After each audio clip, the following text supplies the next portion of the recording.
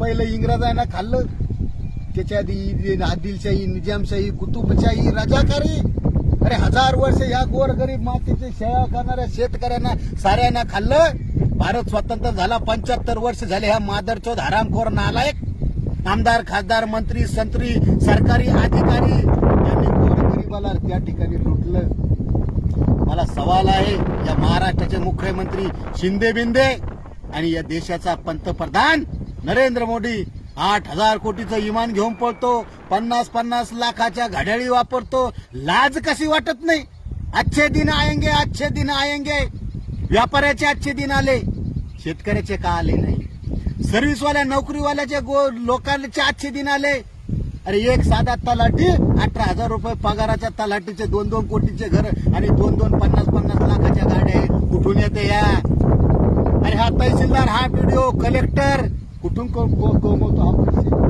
साध्या गावामध्ये येणाऱ्या ग्रामसेवक त्याच्याकडे 50-50 कोटीची इस्टेट येते.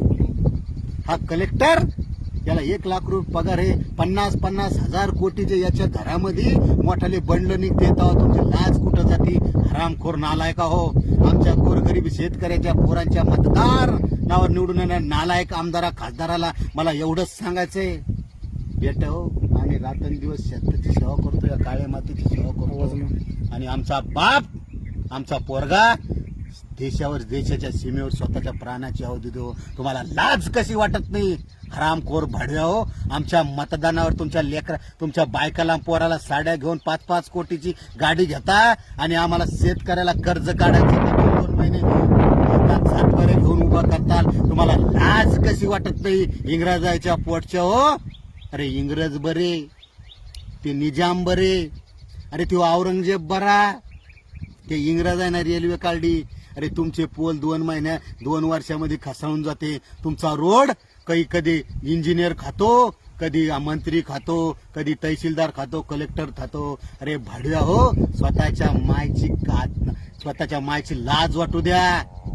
ज्या 7 लाख क्रांतीवरील स्वतःच्या प्राण्याची आहुती या भारत मातेला, महाराष्ट्राला, या मराठवाड्याला स्वतःचा रक्ताचा सडा वाहून या भारत मातेचं स्वातंत्र्य अबाधित केलं. लाज धरा. भगतसिंग 23 वर्ष फासावर गेला.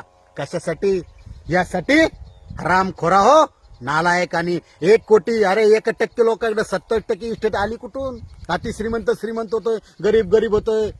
मी सरकारला एकच सांगतो, आज मराठा आरक्षणा संदर्भात तुमच्या पायाखालची मातूस सरकली. उद्या हा शेतकरी दांडके घेऊन तुमच्या घरात जावा घुसन ना, आणि तुमच्या लेकरा बाळाला बाहेरून हिसाब विचारण.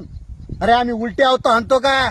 आमचं कर्ज फिटायला तयार नाही, आम्हाला 4x4ची खोली बांधायला पैसा उरत नाही. अरे शेतकऱ्याच्या पोराकडे 10 रुपये तंबाखूचा पैसे घ्यायला राहत नाही.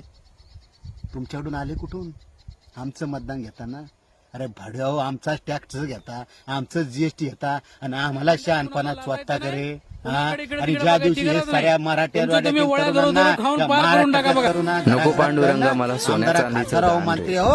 अरे तुम्हाला घराच्या बाहेर तुमच्या ढोंगरावर त्या ठिकाणी चापटणं आणल्याशिवाय हे शेतकऱ्याच्या अवलाद राहणार नाही. एवढंच सांगतो, सावधान राहा. आणि येणाऱ्या काळात घराच्या बाहेर कसं निघू देतो बघतोच आम्ही.